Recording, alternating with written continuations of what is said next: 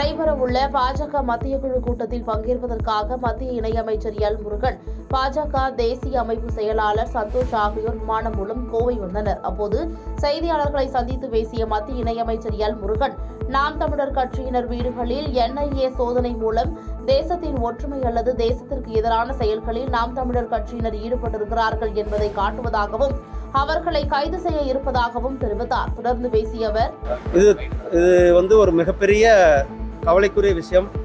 அதாவது தேசத்தினுடைய ஒற்றுமை அல்லது தேசத்திற்கு எதிரான செயல்களில் நாம் தமிழர் கட்சியினர் ஈடுபட்டிருக்கிறார்கள் என்பதை இது காட்டிக் கொண்டிருக்கிறது. தமிழக காவல்துறை கூட அவர்கள் மேலே இன்னும் நடவடிக்கை எடுக்கவில்லை. அதாவது NIA அவர்களை தொடர்ந்து அவர்களுடைய நடமாட்டம் அல்லது அவர்களுடைய செயல்பாடுகளை உன்னிப்பாக கவனித்த பிறகு அவர்கள் நாட்டிற்கு எதிராக செயல்கள் செய்து உறுதிப்படுத்தின பிறகு NIA அவர்களை அவர்களிடத்தில் வீடுகளில் ரெய்ட் செய்திருக்கிறார்கள். அவர்களை கைது செய்ய இருக்கிறார்கள். அதாவது NIA என்பது தேசிய புலனாய்வு முகாம். இவங்க தீவிரவாதத்திற்கு எதிராக, நாட்டிற்கு எதிராக யார் செயல்படுகிறார்கள், பிரிவினவாதத்திற்கு எதிராக, தேசத்திற்கு எதிராக செயல்படுபவர்களை கண்காணிக்கின்ற அந்த அமைப்பு அவர்கள் நடவடிக்கை எடுத்திருக்கிறது. நாம் தமிழர் கட்சி தேசத்திற்கு எதிராக செயல்பட்டு கொண்டிருப்பதை நமக்கு காட்டிக் கொண்டிருக்கிறது. திண்டுக்கல் மாவட்டம் பழனி முருகன் கோயில் சார்பில் 10 லட்சம் ரூபாய் மதிப்பில் 200 கிராம் அளவிலான பஞ்சாமிர்த டப்பா அறிமுகம் செய்யப்பட்டது. மேலும் திருக்கோயில் நிர்வாகம் சார்பில் 68 லட்சம் ரூபாய் மதிப்பில் மனநல காப்பகம் ஒன்றும் அமைக்கப்பட்டுள்ளது. இதனை அமைச்சர் சக்கரபாணி கலந்து கொண்டு திறந்து வைத்து பஞ்சாமிர்த விற்பனையை துவக்கி வைத்தார். தொடர்ந்து செய்தியாளர்களிடம் பேசிய அமைச்சர், தமிழக அரசு இலவசமாக அரிசி வழங்கி வரும் நிலையில் மத்திய அரசு மலிவு விலையில் அரிசி வழங்குவது போல தமிழக அரசு எதற்காக மலிவு விலையில் அரிசி வழங்க வேண்டும் என கேள்வி எழுப்பினார். மேலும் பேசிய அவர், வெளியில்லாம அரிசி கொடுத்துட்டு இருக்கோம்ல, மலிவு விலையில் கொடுக்கணும். வெளியில்லாமல் கொடுத்துட்டு இருக்கிறோம். கலைஞருடைய ஆட்சி காலத்தில் கிலோ அரிசி 2 ரூபாய்க்கு போட்டோம். 2006 மறுபடியும் 1 ரூபாய்க்கு கொடுத்தோம். அப்புறம் விலையெல்லாம் அரிசி கொடுத்துட்டு இருக்கிறோம். மலிவு விலையில் எது கொடுக்கணும்.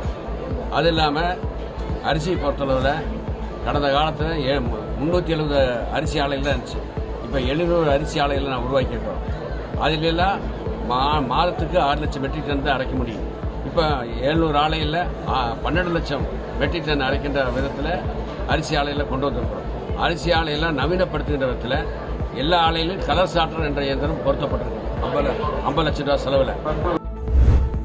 நாடாளுமன்ற தேர்தல் வரும் ஏப்ரல் மாதம் நடைபெற உள்ளது. இதையடுத்து திமுக, அதிமுக, பாஜக, காங்கிரஸ் உள்ளிட்ட கட்சிகள் தங்களது கூட்டணி கட்சியுடன் பேச்சுவார்த்தையில் ஈடுபட்டு தேர்தல் வேளையில் மும்முரமாக ஈடுபட்டு வருகின்றன. இந்நிலையில் தஞ்சாவூரில் போஸ்டர் யுக்தியை அதிமுக கட்சி கையாண்டுள்ளதாக கூறப்படுகிறது. தஞ்சாவூரின் முக்கிய பகுதிகளில் கண்டா வர சொல்லுங்க என்ற தலைப்பில் போஸ்டர் அச்சடிக்கப்பட்டு சுவர்களில் ஒட்டப்பட்டுள்ளது. இதேபோல் மாநிலம் முழுவதும் பல்வேறு மாவட்டங்களில் ஒட்டப்பட்டுள்ளதாக தெரியவந்துள்ளது. தற்போது இந்த போஸ்டர் சமூக வலைதளங்களில் ட்ரெண்ட் ஆகி வருகிறது.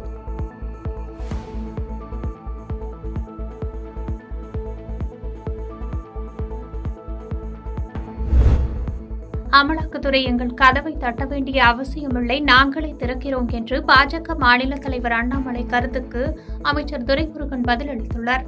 வேலூர் மாவட்டம் பிரம்மபுரம் பகுதியில் ரூபாய் 6.32 கோடி மதிப்பில் காங்கேயநல்லூர் முதல் பாலாறு இணைக்கும் வரை உள்ள பாண்டியன் மடுவு கால்வாய் புனரமைப்பு பணிகளை அமைச்சர் துரைமுருகன் அடிக்கல் நாட்டி தொடங்கி வைத்தார்.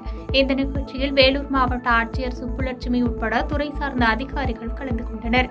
இதைத் தொடர்ந்து செய்தியாளர்களிடம் பேசிய அமைச்சர், நாடாளுமன்ற தேர்தல் தொடர்பான கூட்டணி குறித்து எழும் வதந்திகளுக்கு பதில் சொல்ல முடியாது என்று திட்டவட்டமாக தெரிவித்தார். அந்த கஷ்டம் கூட அவங்களுக்கு வேணாம், நான் தந்தே வச்சிருவேன்.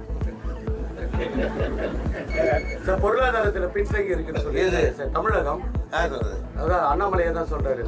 ரொம்ப எக்கனாமிஸ்டா, எங்களை பெரிய பெரிய எக்கனாமிஸ்டெல்லாம் நாங்கள் முன்னேறி எங்களுக்கு சர்டிஃபிகேட் கொடுத்துருக்கோம்.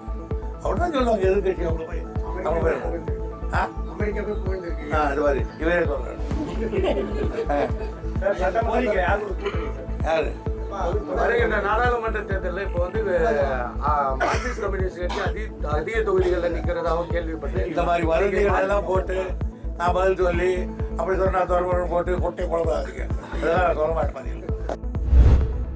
கடலூர் மாவட்டம் திட்டக்குடியில் இருந்து தொழிலாளர் நலன் மற்றும் திறன் மேம்பாட்டுத்துறை அமைச்சர் சி.வே. கணேசன் அவர்களிடம் அப்பகுதி மக்கள் நயினார்பாளையம் வரை பேருந்து இயக்க வேண்டும் என்று கோரிக்கை வைத்தனர். அதன் அடிப்படையில் இன்று திட்டக்குடியில் இருந்து புலிவளம், ஆலப்பாடி, பாசார், மங்களூர், சிறுபாக்கம் வழியாக நயினார்பாளையம் வரை புதிய வழித்தடத்தில் பேருந்தினை தொழிலாளர் நலன் மற்றும் திறன் மேம்பாட்டுத்துறை அமைச்சர் சி.வே. கணேசன் கொடியசைத்து தொடங்கி வைத்தார். இதைத் தொடர்ந்து பொதுமக்களின் கோரிக்கையை நிறைவேற்றிய அமைச்சருக்கு அப்பகுதி மக்கள் நன்றி தெரிவித்தனர்.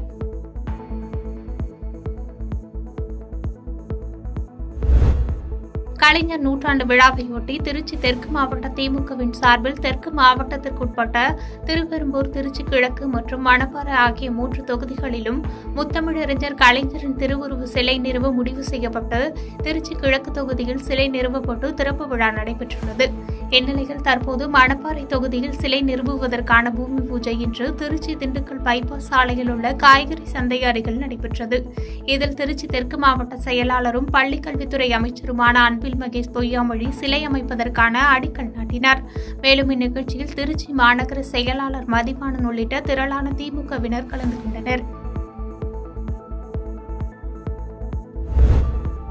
ஆந்திர மாநிலம் பிரகாசம் மாவட்டம் தோர்நாலாவில் இருந்த தனியார் தங்கும் விடுதியின் 3 மாடி கட்டிடம் இரவு திடீரென்று சரிந்து விழுந்தது. சரிந்து விழுந்த விடுதி கட்டிடம் அருகே புதிதாக கட்டிடம் கட்டுவதற்காக அஸ்திவாரம் அமைக்க பள்ளம் தோண்டும் பணிகள் நடைபெற்று வருகிறது. இதனால் விடுதி கட்டிடத்தில் சுவர்களில் விரிசல் ஏற்பட்டது. எனவே விடுதி உரிமையாளர் அங்கு யாரும் தங்காமல் காலியாக வைத்திருந்தனர். இந்த நிலையில் 3 மாடி கட்டிடத்தில் செயல்பட்டு வந்த தங்கும் விடுதி ஒட்டுமொத்தமாக திடீரென சரிந்து விழுந்தது. தற்போது பலத்த சத்தத்துடன் கட்டிடம் சரிந்து விழும் வீடியோ வெளியாகி தற்போது பரபரப்பை ஏற்படுத்தி வருகிறது.